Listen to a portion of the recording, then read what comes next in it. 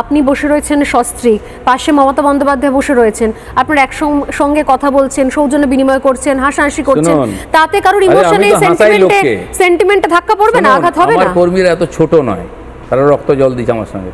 আর দিলীপ ঘোষ এরকম হাঁটে না, সমানে হাঁটে সবার সঙ্গে, কাঁধে কাঁধ দিয়ে। আমার কর্মীরা খুশি হয়েছেন যে পার্টিতে একটা নেতা আছে যাকে মমতা ব্যানার্জি নিজের সমান মনে করে, বাকিদেরকে তো এখানে মনে করে। নাহলে আমাকে এখানে ডেকে পাঠিয়ে, আমি তো ভেবেছিলাম উনি তো চলেই গেছেন, যাবো, প্রোগ্রামই শেষ হয়ে গেছিলো উদ্বোধনের, আমি তো উদ্বোধনে থাকিনি। যেহেতু আমাকে ডেকেছে সরকার, আর যেহেতু ভগবান আছে, আমি মাঠে ঢুকে আছি। সারাদিন হরিনাম সংকীর্তনে ছিলাম, আমি গেলাম, দেখি উনি আমার জন্য বসে আছেন। আমি জানি না আমার সঙ্গে ছবি তুলবেন বলে কিনা, বা আমাকে বিতর্কে ফেলবেন কিনা, আমার কিচ্ছু যায় আসে না, আমার মনে কাদা নেই। উনি ডেকেছেন, বসিয়েছেন, আমাকে বললেন ম্যাডাম ডাকছেন। কোন ম্যাডাম? বলে সিএম ম্যাডাম আছেন। তো উনি কী করছেন এখানে? তো একজন ডাকছে, আমি সপরিবার গেছি, ওখানে যাবো না? এত ছোট লোক দিলীপ ঘোষ নেই। তারপর যাওয়ার পর কি হলো?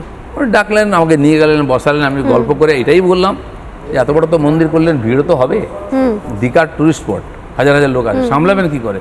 কোনো অভিজ্ঞতা নেই আমাদের এত ভিড়। তিরুপতিতে লোক পাঠান, ট্রেনিং নিয়ে আসুক কী করে চালাতে হয়, এটা বললেন তখন? আমি ওনাকে সাজেশন দিচ্ছি। উনি বললেন হ্যাঁ, এটা ভালো কথা, হতে পারে, আমরা ভাবছি। আমার কি বলার আছে, আর চলে এলাম।